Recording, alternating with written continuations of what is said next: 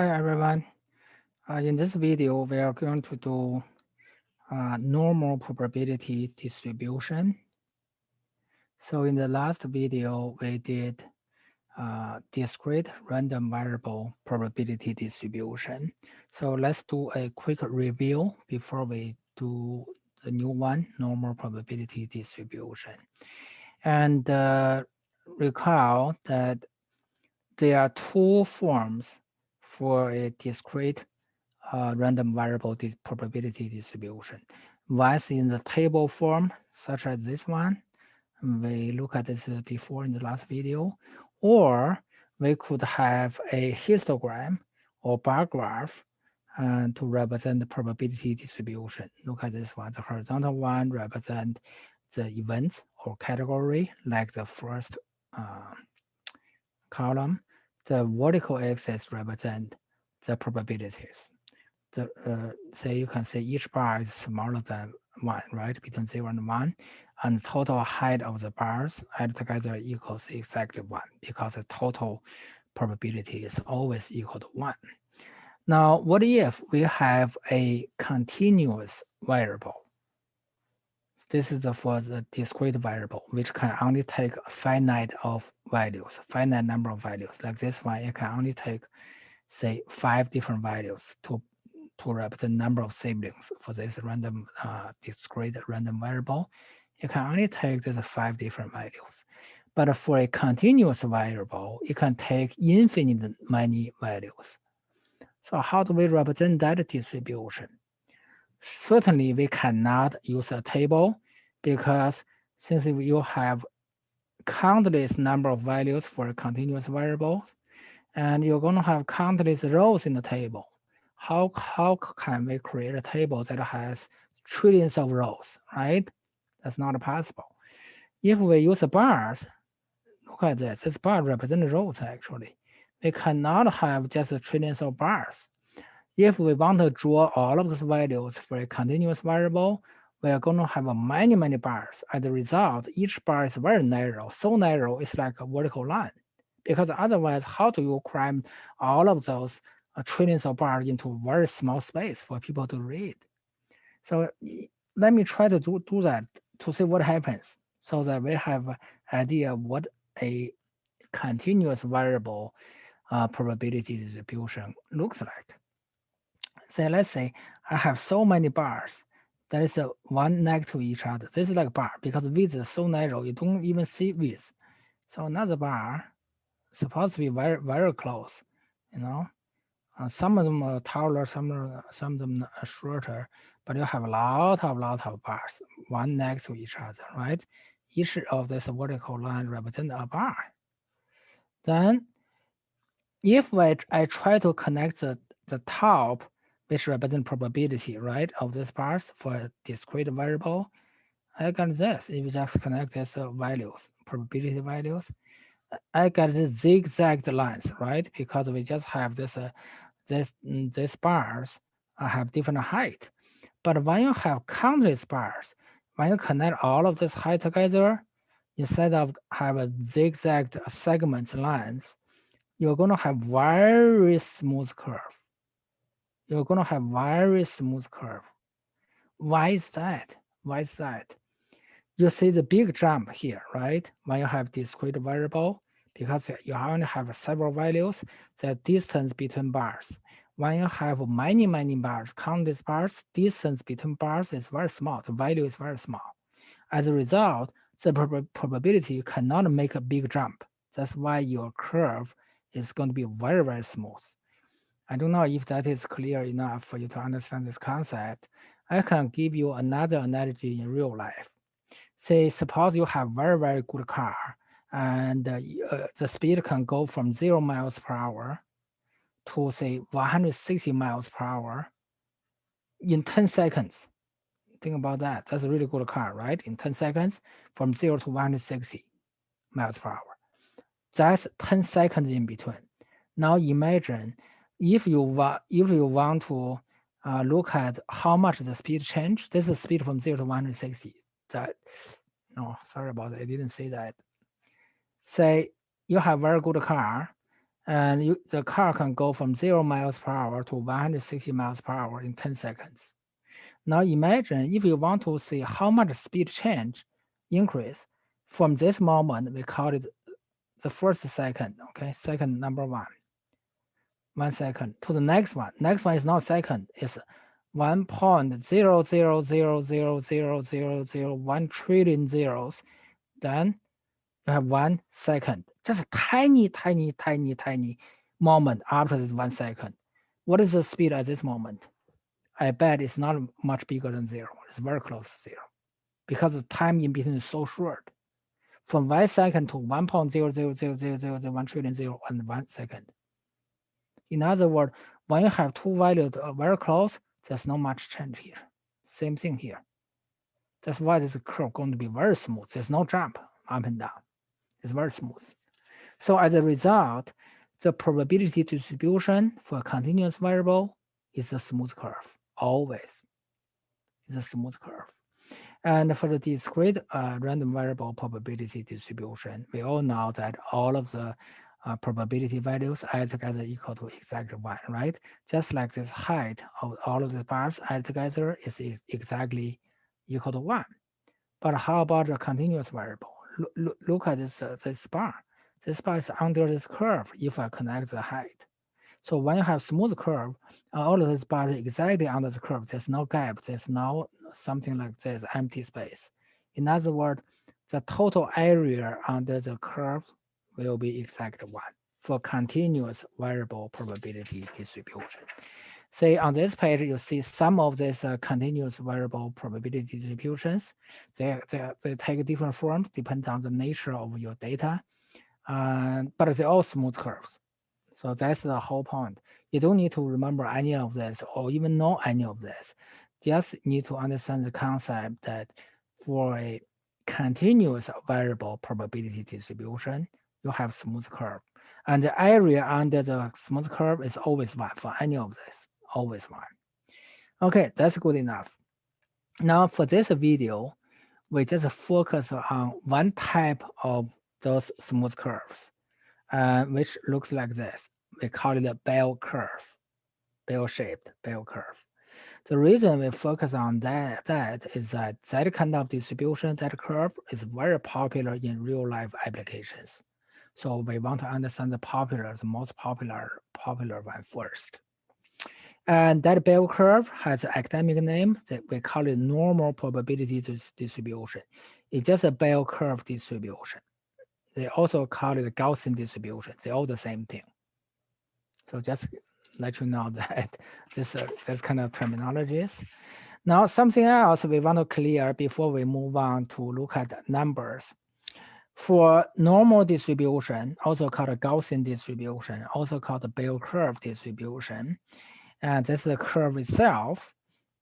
Now they tell us that the mean of the data set, when we say distribution, what distribution? Data, right?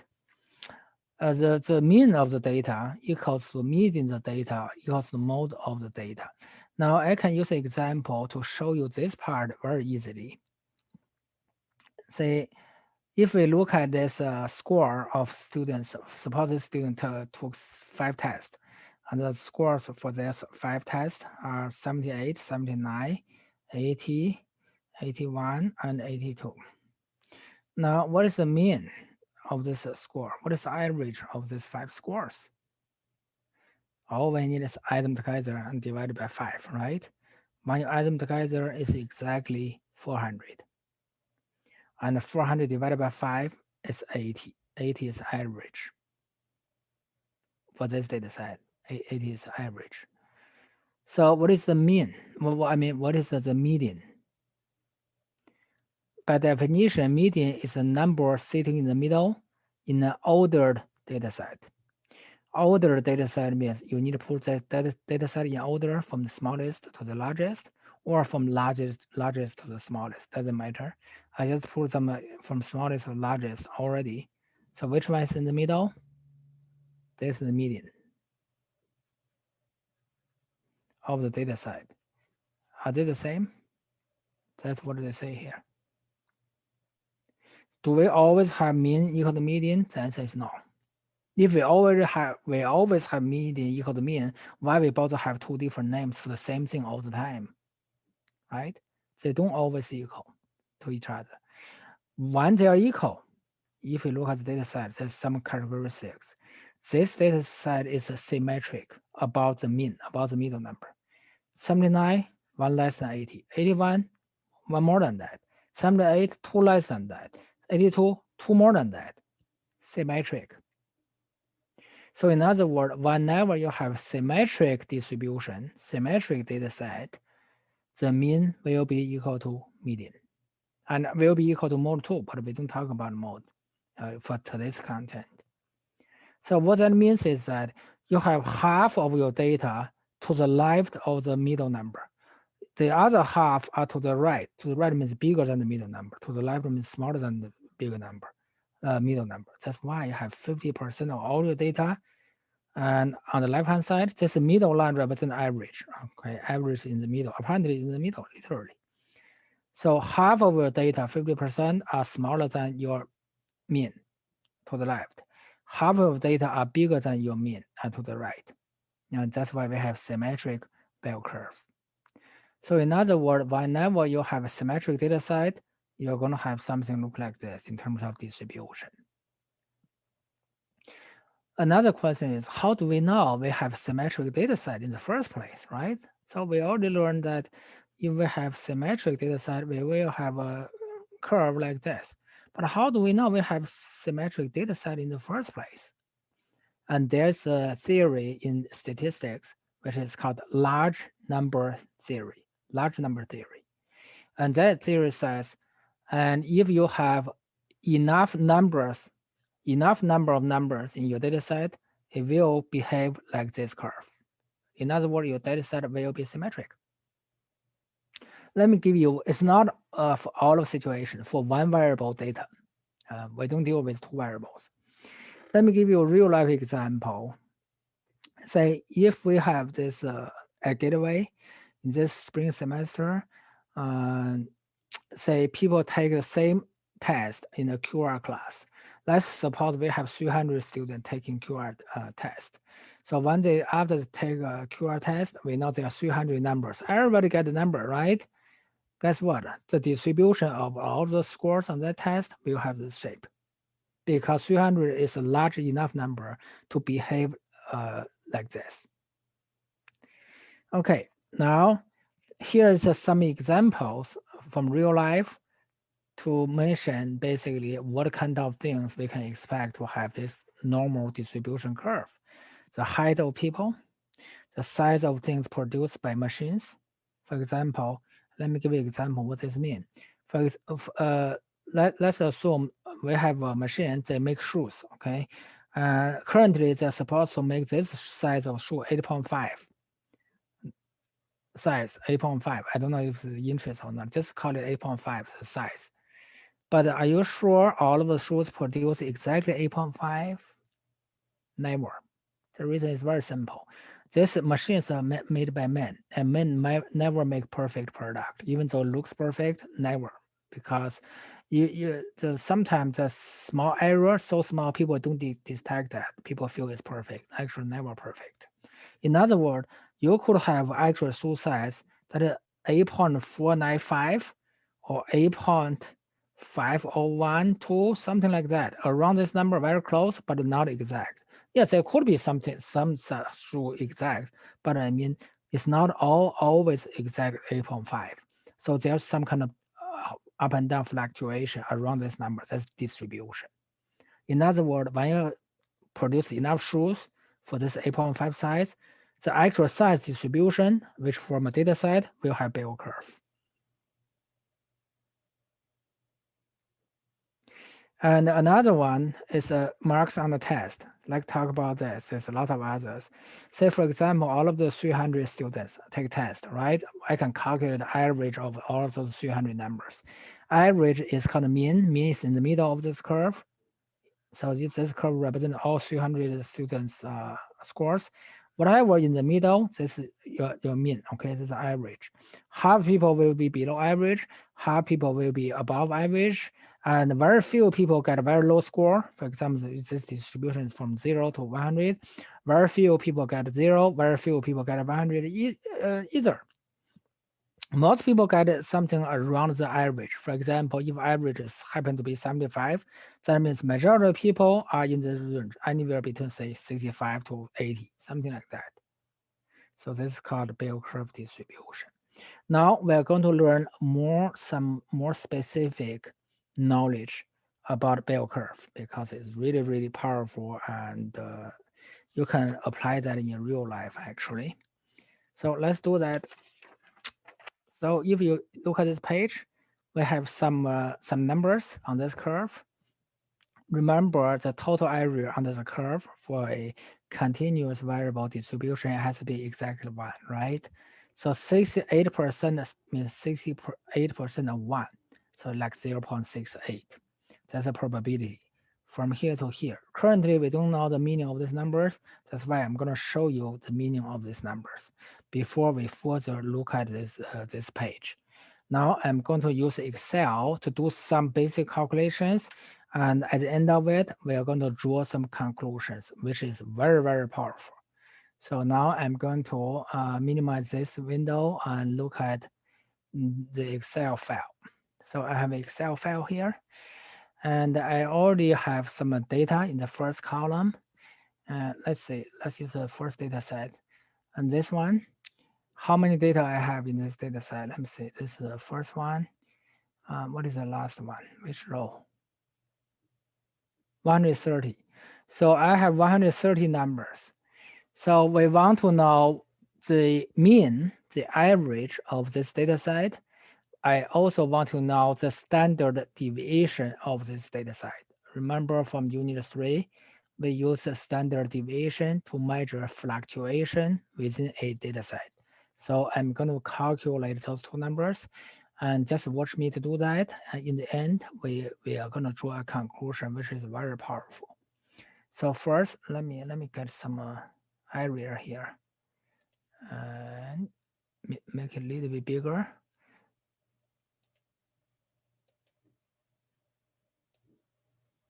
Make sure this one has a size of 16. Okay. Let's say first I want to calculate the mean of this data set. And also the standard deviation of this data set. So let's do that. Equals mean is just average. So average. Now input this data. You can just use the mouse cursor to select it, but this one needs to be too many rows, 130. Instead, you can just type in the beginning cell location, which is A1, column A, first row A1. So I type in A1, followed by a colon, and the last number in your data set, which is number 130 row number 130, right? So A130. This way you don't have to scroll down to select the whole thing. Now, this is my average of all of these 130 numbers. And I take 3 decimal digits. If you want to have more decimal digits, you just click one of these to increase, decrease your decimal digits. This happens to be exactly 3 decimal digits. So you can click to increase, decrease.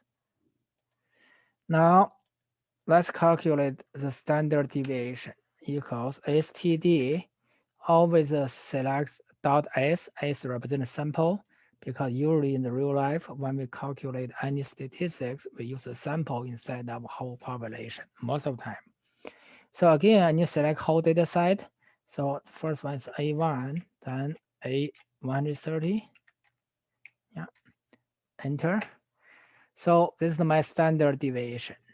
Now, next thing I want to do is to create a bracket. The upper bound of the bracket is this standard deviation. Let me make it wider. It's a standard deviation plus, it's a mean plus standard deviation. Plus 1 standard deviation. So when you add something to a number, it make it bigger, right? So equals, this is the mean plus this number. This number is just one of this number, right? One standard deviation. Now we got this number. Then I create the lower bound of that bracket by using the mean, subtract one standard deviation. So equals, when you subtract a number from a number, it makes it smaller, right? Make a lower bound. So mean subtract the standard deviation. So I get a bracket. Now here, later on, you will have better understanding why I create this bracket. Just remember this bracket is using the middle number plus one standard deviation to make it upper bound, minus one standard deviation to make it a lower bound. Now, what I want to do next is to find out how many numbers from my data set are in between, are included inside this bracket. So for that purpose, I want to sort my data. Otherwise, I try to figure out which number is in this one by one. That's going to take a long time. And 130 is a very small number. In real life, you could have 130 numbers, 130,000 numbers, I mean. Just now we can do it that way. So I'm going to select this data set and sort it. So I just copy that. And let's say Control Shift down arrow to select all of this and copy it. So I'm not going to post it anywhere you want. Control V, post it. Now I'm going to sort this this column. Again, I need to select it first before I can sort it. Right click, sort. You're not going to do any of this activity, so don't worry about how I do that. You just need to look at, understand my conclusion. So I sorted right from smallest to largest. Now I can count easily how many numbers are in between. So our lower bound is 1.527. I need the first number that is just bigger, first number that is bigger than this number, 1.527. Let's go down, 1.527. 1.53. This is the very first number bigger than our lower bound. This should be included. Let me just make it a different color so that I label that. This is located at cell A21. Cell A21. I'm going to write down that so that I remember that. Now let's look at the last number that is in this bracket, which is just right below 3.361.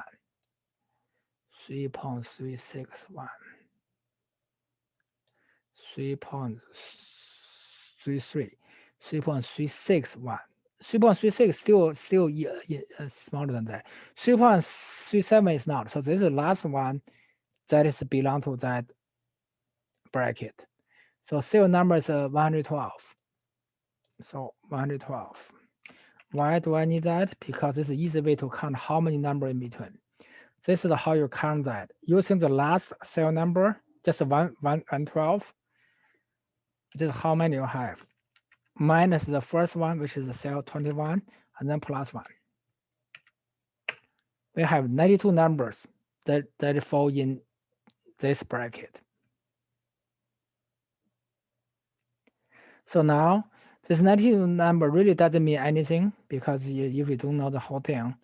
Now, I want to calculate a percentage out of this 92. I want to know how many percent of all of this data set, all of these 130 numbers are in this bracket in terms of percentage, not in terms of numbers. So percentage-wise equals, I'm going to use this number divided by 130 because total number of numbers is 130. I get 0.708, 70.8%. Let's convert this one to percentage. So if I use one more decimal digit, 70.8, about 71%.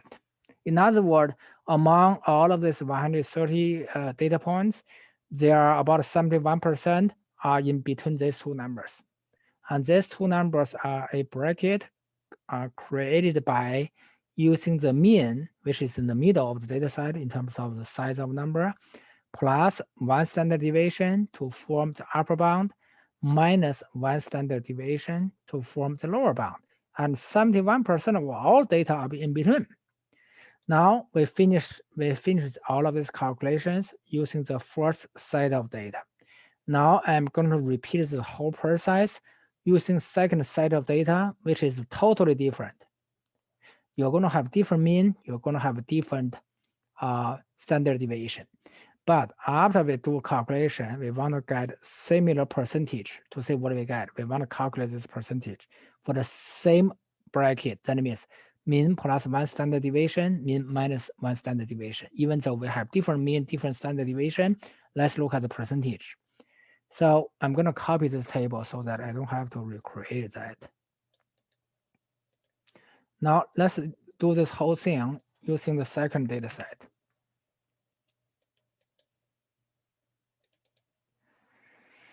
These numbers are not the right number. We redo this number. I just need this table. So first we do mean. Mean means average. So average of this data set. Oh, I didn't even count how many. Let's look at that part first. This is the cell A1, first row. This one is bigger. 300. We have 300 numbers. So equals average A1 colon A300. So this way I include all of those numbers.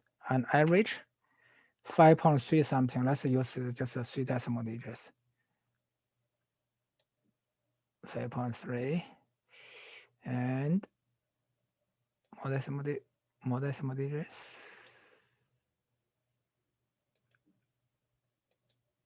Yeah. And now let's look at the, oh, we're supposed to put it in here. I'll redo that. Mean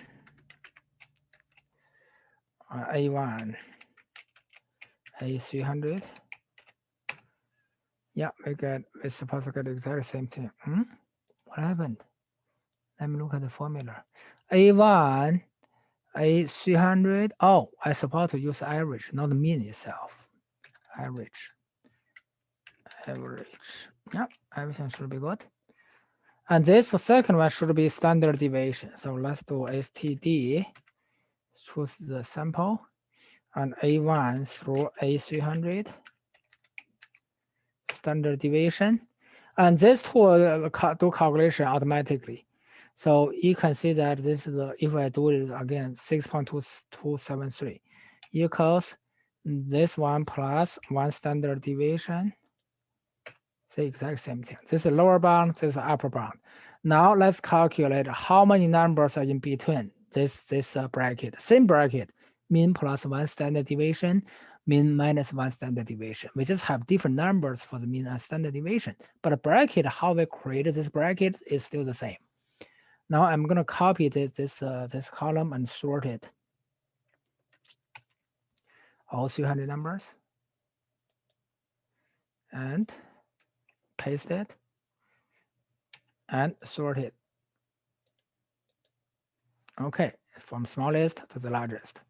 Now let's look at lower bound, 4.328. 4.328. This one is the first one included. So let's make a different color. This is cell number 52.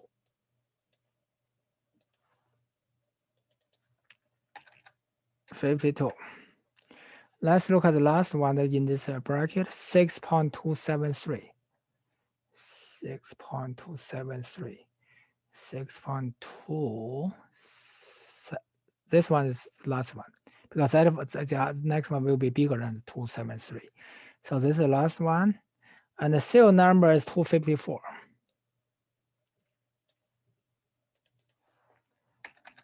254.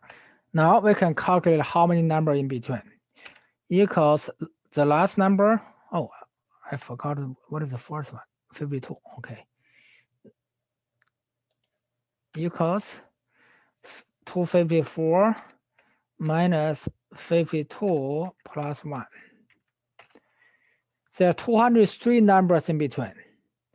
So we are more concerned about how many percent are in this bracket, not exact numbers, because you could have different numbers in your data set. This number always change.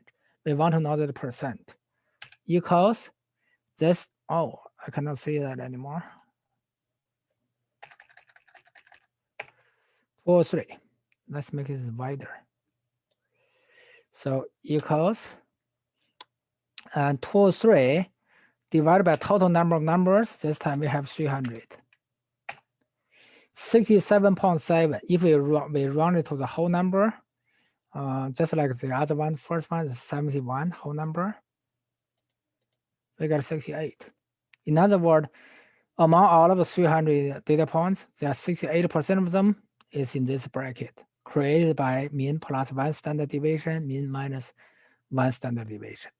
And this one is not very far from that 71, right? And this data set has 300 data points, 300 numbers in it. The first one only has 130.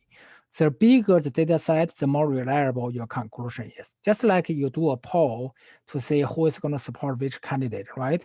If you only poll two people, are you going to believe the result? Those two people happen both to be Democrats. Are you going to believe that? What they say as a final result of who is going to be president?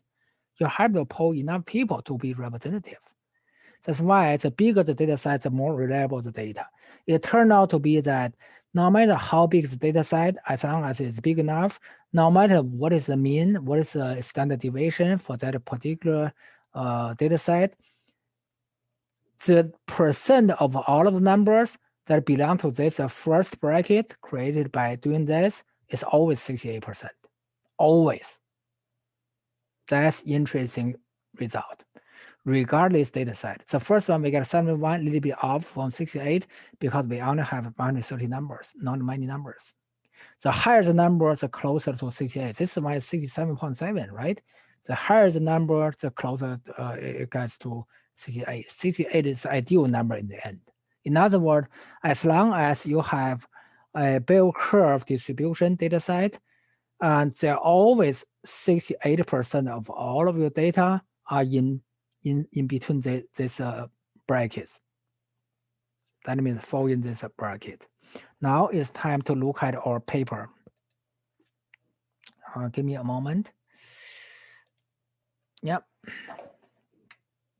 Look at the first one. 68% of values are within 1 standard deviation of the mean. Mean means average, middle number. Middle number is in here. You already know that. And this -1, +1 represents standard deviation. +1 means 1 standard deviation above the average. So mean plus 1 standard deviation, you get here. We don't use specific numbers because each data set has different mean, different standard deviation, right? Your first brackets always have different numbers, but in terms of how many standard deviation, it's always the same because we always create the first bracket by adding the mean to 1 standard deviation. And then we use mean subtract 1 standard deviation. In terms of standard deviation, no difference. So there are always 68% of all of the data sitting in between +1 and -1 standard deviation from the mean. That's the meaning of this graph. What if we do bigger brackets? We use mean plus 2 standard deviation as the upper bound. Use mean minus 2 standard deviation to get lower bound.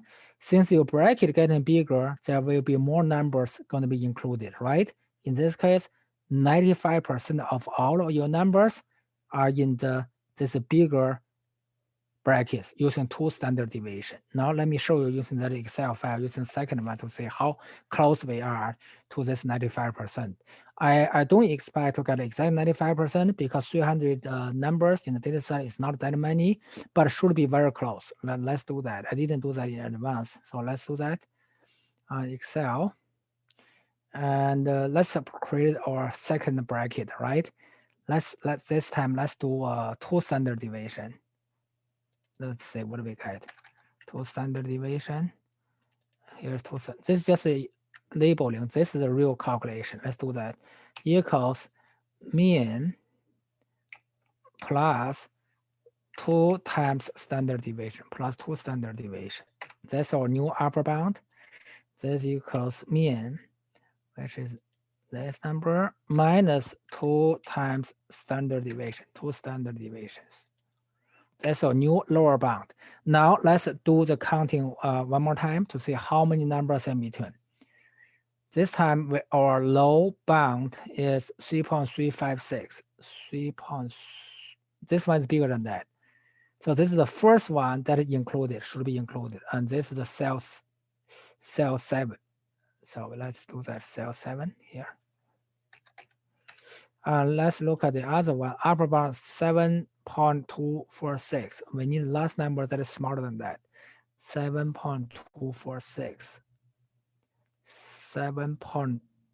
This one is the last one because 7.28 is bigger than that. 7. This is 293. Cell 293.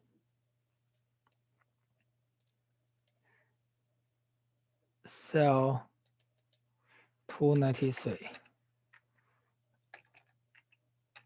Now let's say how many in between. Using last number minus first number plus 1.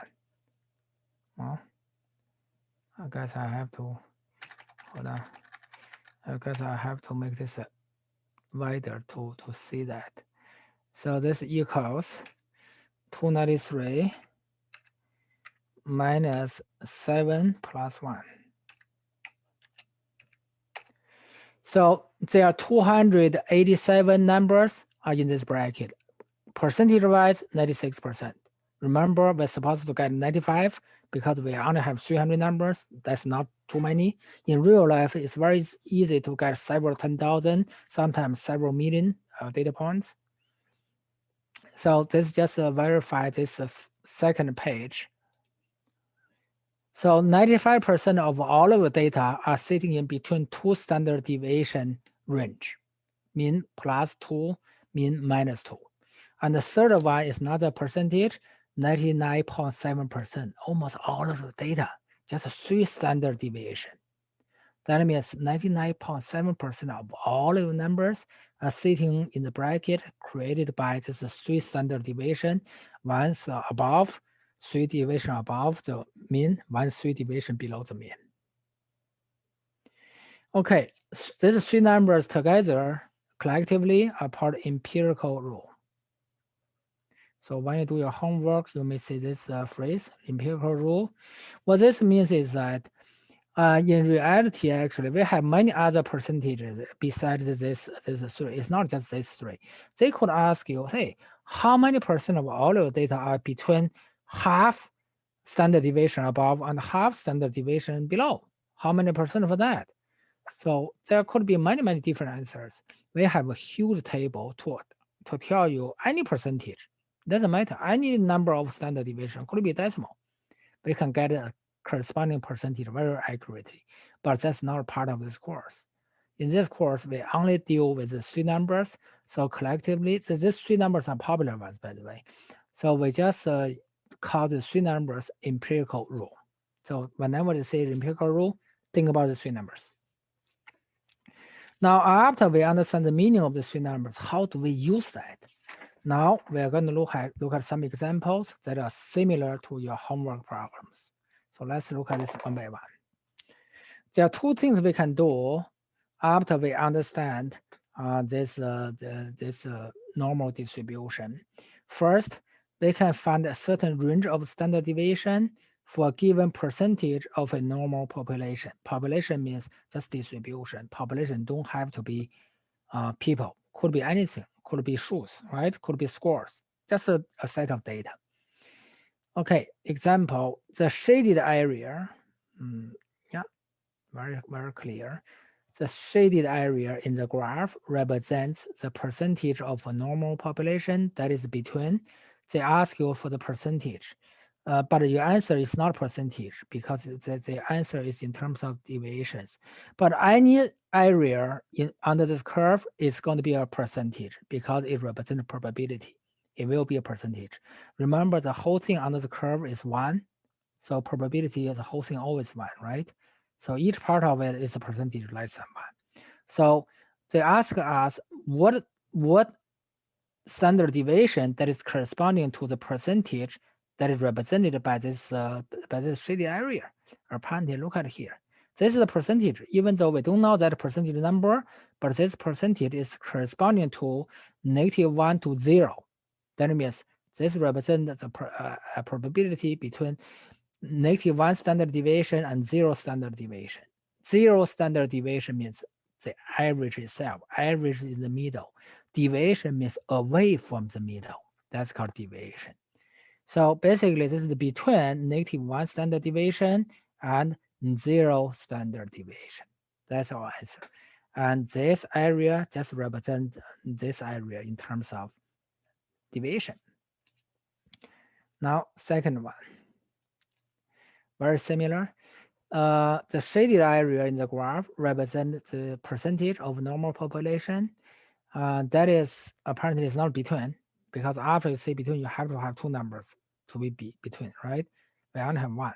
It's like more than or less than, something like that. So they refer to this area. When we read a graph, just like we read a sentence, we always read it from left to the right. So if you look at these numbers, standard deviations, when you go from left to the right, getting bigger and bigger and bigger, right? So this shaded area include all of this area under the curve except this portion, right? That means starting from -2 standard deviation, and in terms of standard deviation, getting bigger and bigger and bigger, right? That means bigger than -2.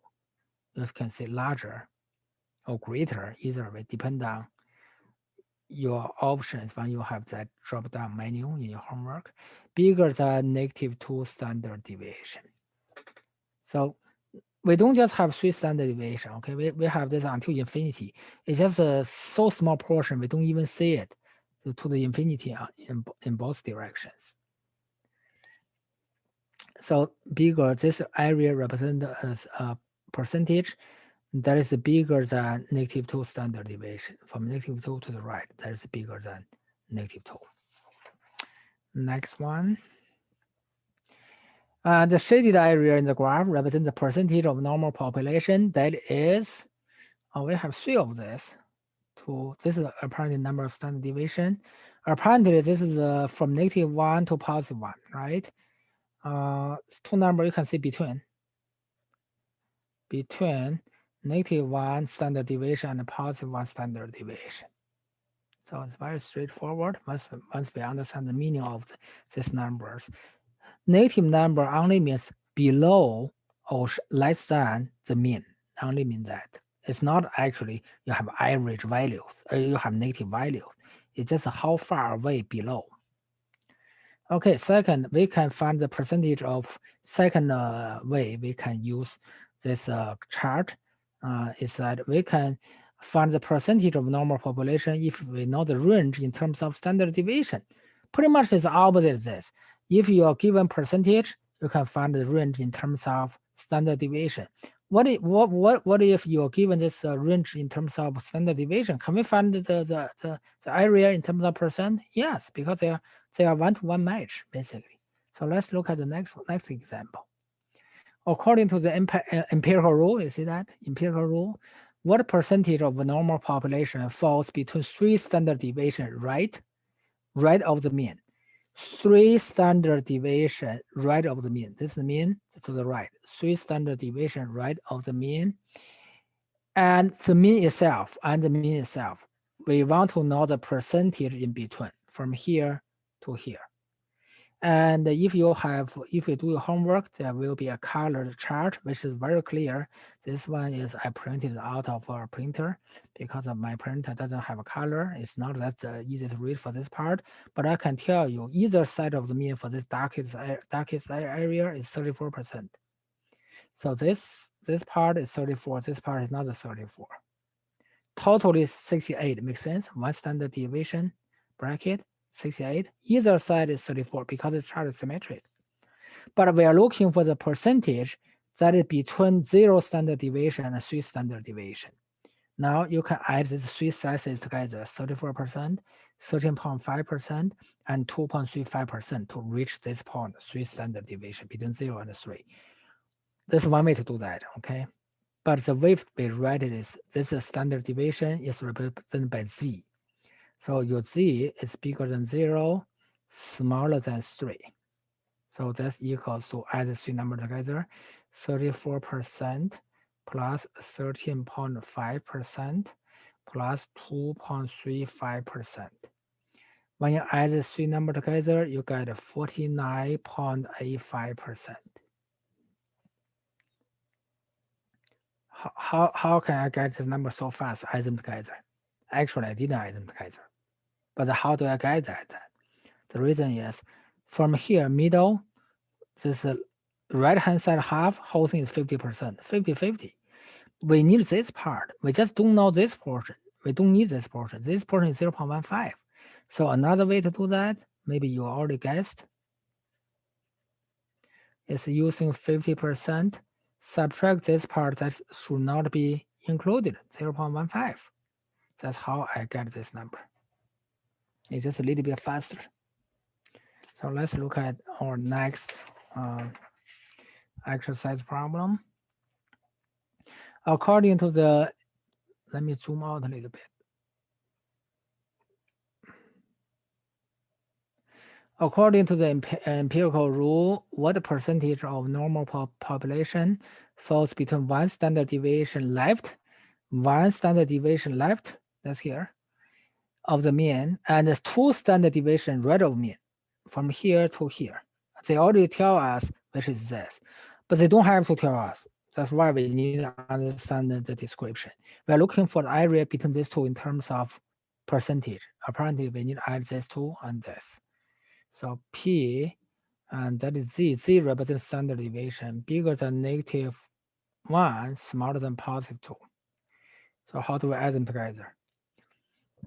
Basically, we need these two darker pieces plus this one. Two darker pieces, 68%. We already know that. Plus 13.5%. And that is 81.5%. Yeah, that's it. 81.5%. That means among all of your data, and 81.5% of all data will be included in this bracket created by 2 standard deviation below the mean and one standard deviation below the mean and 2 standard deviation above the mean.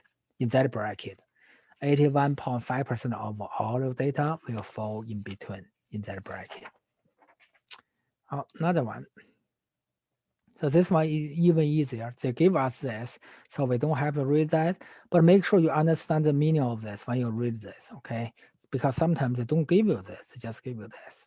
So we are looking for the area in terms of percent between -2 standard deviation, that is here, and -1 here. So we don't need to do anything. It's giving us 13.5. That's the easiest one probably. Yeah, between -1 and -2. 13.5. Move on to the next one. Now, another types of applications of normal distribution. Let's look at it. This is more like application problem. First, the objective is solving application problems involving normal distribution. First, you could be given the mean and the median, the mean and the standard deviation of data set, but they want you to find a percentage of a normal population. They give you a mean, they give you a standard deviation at a specific number, but they want you to use this chart to find a percentage. So let's look at our first example.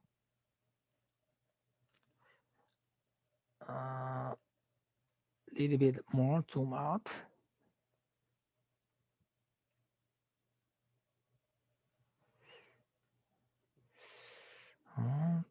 Not enough, apparently. Okay, this one is good enough. Okay, this one is good enough. Remember, these two slices, one is 34, this one also 34. Example, the amount of time that customers wait in line during peak hours at one bank is normally distributed. First of all, this is the most important part. If they don't mention that, you cannot use any of this number because this number is only good for normal distribution. With a mean of 15 minutes, that means on average, people wait during the peak hours before the bank, 15 minutes waiting time. And the standard deviation of 3 minutes. So we are given mean, we are given standard deviation in this case. what percentage of customers have a waiting time of less than 12 minutes? Now think about that. This is a real question. We need this. Probability is percent, okay? Probability of this waiting time is smaller than 12 minutes. We're looking for that. Now, before we look at the answer, we want to understand the basic approach, how you approach this problem. All of these percentages are based on the brackets, right? We already understand that part. And brackets is measured by standard deviations, number of standard deviations. It's not measured by actual numbers. Remember the two data sets I used in Excel? They have different standard deviations, they have different means, right? But in terms of brackets, they are the same. They all have 68% of corresponding data set of data sitting within the first bracket created by the one standard deviation. So that's why percentage are associated with number of standard deviations. But they ask us in terms of minutes. In other words, you have to convert this minute in terms of number of standard deviations so that we can read corresponding percentage. That's the key thing. So we need to figure out this in terms of standard deviation. How do we do that? We compare this to mean because deviation means away from the mean. That's why we compare this number to mean. What is the mean? Means 15. After that, you ask yourself, is this number bigger than the mean, smaller than the mean? Smaller than the mean. That means to the left, right? Next question, how far to the left? 3 minutes to the left. That's actual amount deviation. But we want to represent that deviation in terms of number of standard deviation, not in terms of real numbers. That's why we are given standard deviation. Standard deviation A standard deviation. One standard deviation 3 minutes. We just have 3 minutes to the left of the mean. We have one standard deviation to the left. We are here. So in this particular case, this is 12 minutes. This is 15. 15 is average, is mean. 0 means 0 deviation from mean, is mean itself. So we are looking for area less than this waiting time. Go to the left, even less than 12 minutes, right? Even smaller. In other words, they ask us this kind of area, all of this to the left of one standard deviation. How do we do that? You can add the 3 numbers together, or you can use the 50% minus this. From here, this whole half is 50%. Subtract this, you get the rest. Either way is okay. So basically, they ask us to find out z, which is smaller than -1. These 3 added together. That's a 13.5% plus 2.35% plus 0.15%. I'm sure this one equal to 16% because 50% minus 34 is 16. So in other words, what this means, this number? On any given day, during that peak hour, there's a 16% of chance for a random selected customer to wait less than 12 minutes. You only have 16% of chance to wait less than 12 minutes. In other words, you have 84% of chance to wait more than 12 minutes. So you need to consider if you go there or not. If you don't have that time to wait that longer, you better not go. Maybe you better choose another time that is of the peak hours, right? So it's very useful. Another one.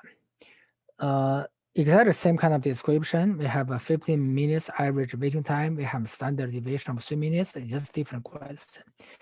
What percentage of customers have a waiting time between 12 and 21 minutes? Again, we need a percentage. Percentage is corresponding to number of standard deviations, not corresponding to actual numbers. So we need to convert these numbers into standard deviation. So how to do that? Compare them to mean. Mean, how far away means deviation, right? So means 15, you have 2 numbers. Apparently 12 is lower than that, 21 is higher than that. Now convert this distance so that these distances represented by standard deviations, not the minutes. Apparently the difference is 3, lower, right? But standard deviation itself is 3. So this is just a -1 standard deviation on this side. The other side, 21 is higher than 15. How much higher? 6 higher, right? 6 equals to positive 2 standard deviation, that's for sure.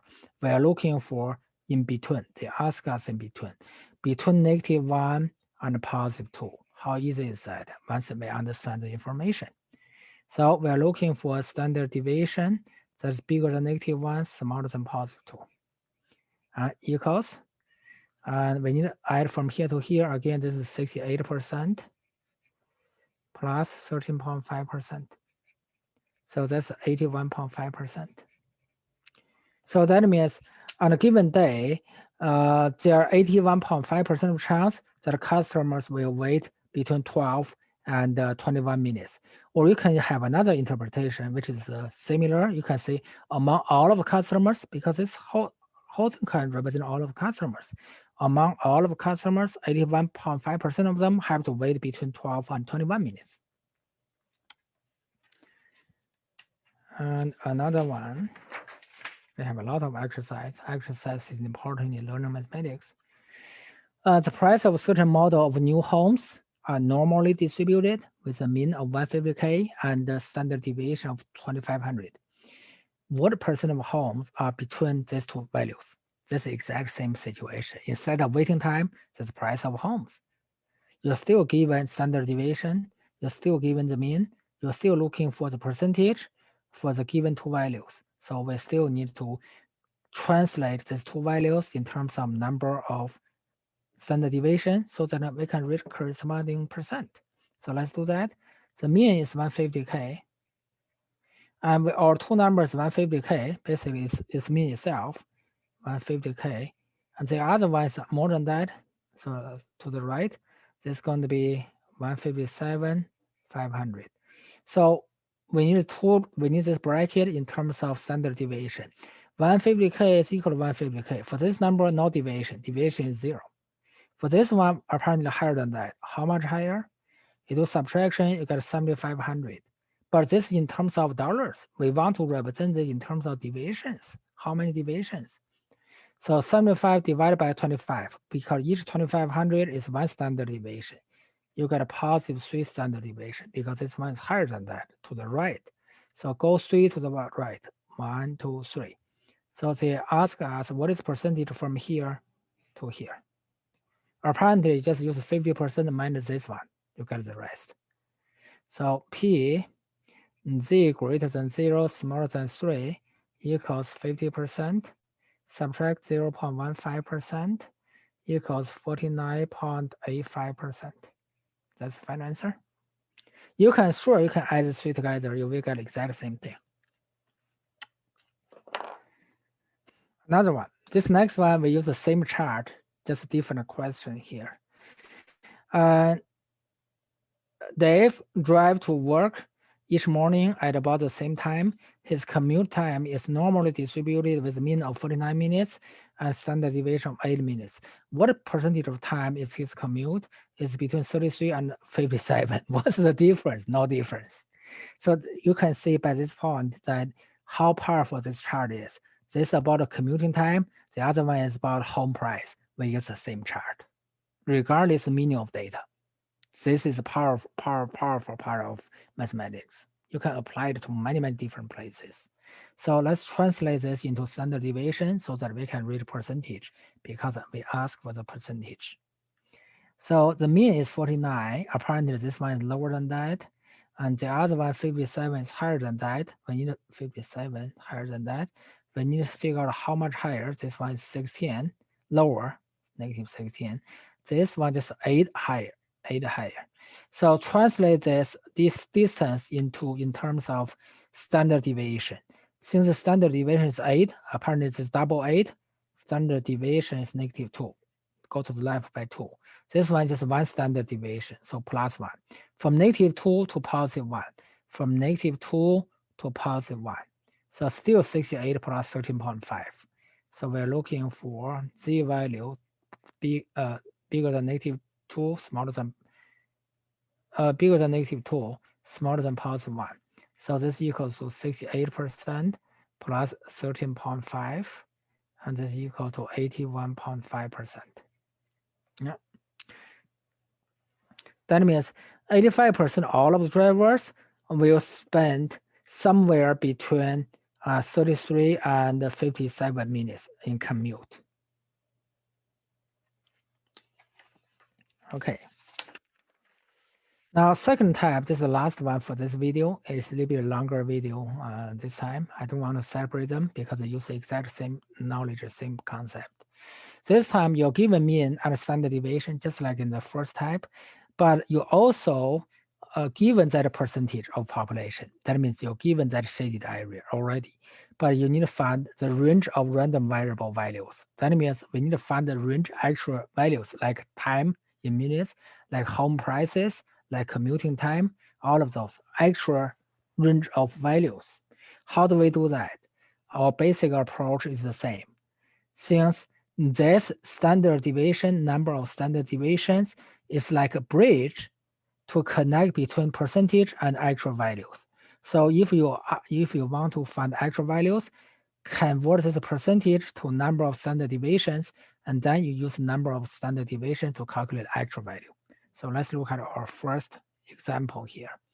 A bank's loan officer rates applicants for credits, and the ratings are normally distributed with a mean of 200, like credit score 200, and the standard deviation of 50.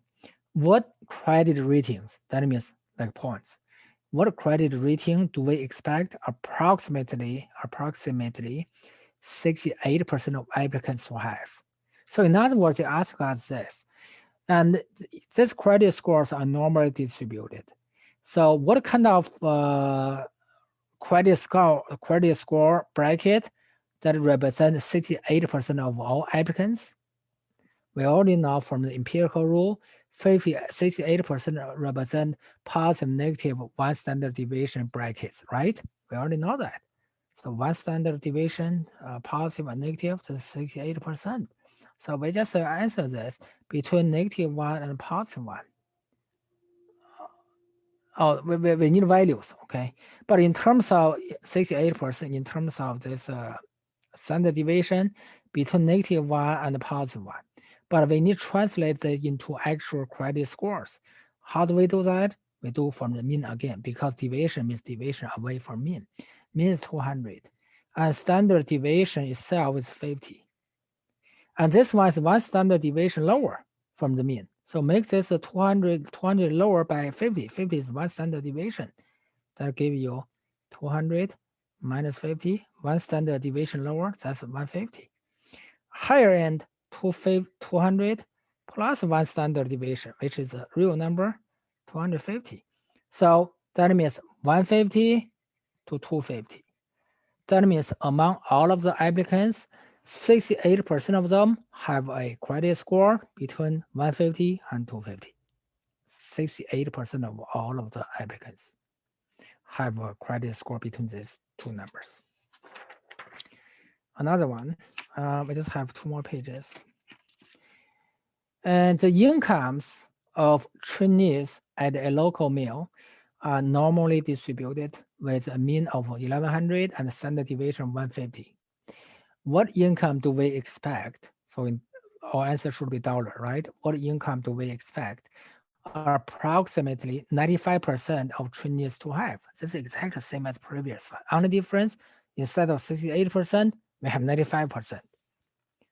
Second, the 2 standard deviation brackets represent 95% of our applicants, trainees in this case, that have their income will fall between this in this bracket.